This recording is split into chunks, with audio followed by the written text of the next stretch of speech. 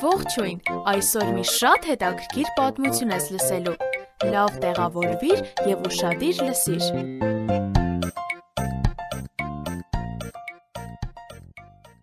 Սատանան չար ու խորամանկ է, նրան մատների արանքով մի նայիր, նա հեքիաթի հերոս չէ, Աստվածաշունչն ասում է, որ նա մռնչացող առյուծի պես պտտվում է և փնտրում է մեկին, որ ոչնչացնի։ Ես երբեք չէի մտածել, որ նա իսկապես գոյություն ունի։ Նա Աստծո թշնամին է, ով ամեն բան անում է, որ խանգարի մեզ, հավատալու Աստծուն։ Հիշո՞ւմ ես մարտավարության առաջին կետը։ Նա կասկած և անվստահություն է ստեղծում Աստծո դեմ։ Զգոն եղիր և հասկացիր, թե ինչպես է նա դա անում քեզ հետ։ Չընկնես այս սուղակը։ Խնդրիր Տեր Հիսուսին, որ պաշտպանի քեզ, քանի որ նա հաղթել է չարին։ Աստծո որդին նրա սիրելի նշանակետն էր։ Չարն ամեն բան անում էր, որ Հիսուսին հետ պահի մեզ համար խաչի վրա մահանալուց։ Նա ուզում էր արգելել մեզ Աստծո հետ հավիտենական կյանք ունենալուց։ Ահա թե ինչու նա փորձեց Հիսուսին։ Եթե դու Աստծո որդին ես, ապա այս քարերը հաց դարձրու։ Եթե դու Աստծո որդին ես, ամենաբարձր աշտարակից ցած նետվիր, Աստված քեզ կպաշտպանի։ Հիսուսը հաղթող է, և նա կարիք չուներ սատանային ապացուցելու, որ ինքն է Աստծո որդին։ Դրանից հետո թշնամին մարտավարության համար երկրորդ կետն օգտագործեց։ Նա մեծ խոստում տվեց. Ես քեզ կտամ ամբողջ աշխարհը, եթե դու ինձ երկրպագես և խոնարհվես իմ առաջ։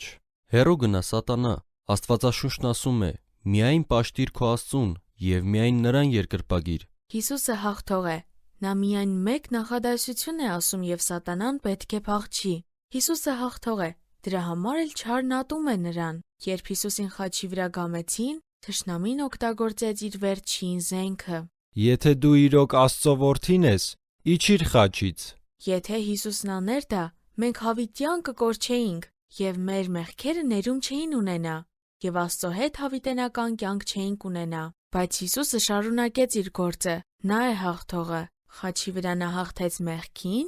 մահվանը և չարին։ Նրա հարությունը դրա ապացույցն էր։ Երբ հավատում ես Հիսուսին, դու հաղթողների կողմից ես լինում։ Մի վախեցիր, քանի որ Հիսուս Քրիստոսն է հաղթողը։ Հիշիր և միշտ նրա անունը կանչիր։ Աղոթիր նրան, որ պաշտպանի քեզ։ Մեզ հետ կարող ես կապվել hypocrite@gmail.com հասցեով։ Կրկնում եմ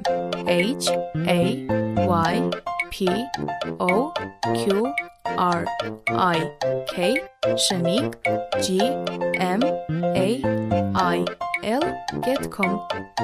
Կհանդիպենք հաջորդ թողարկմանը։ Ձեզ հետ է և Նիկեն։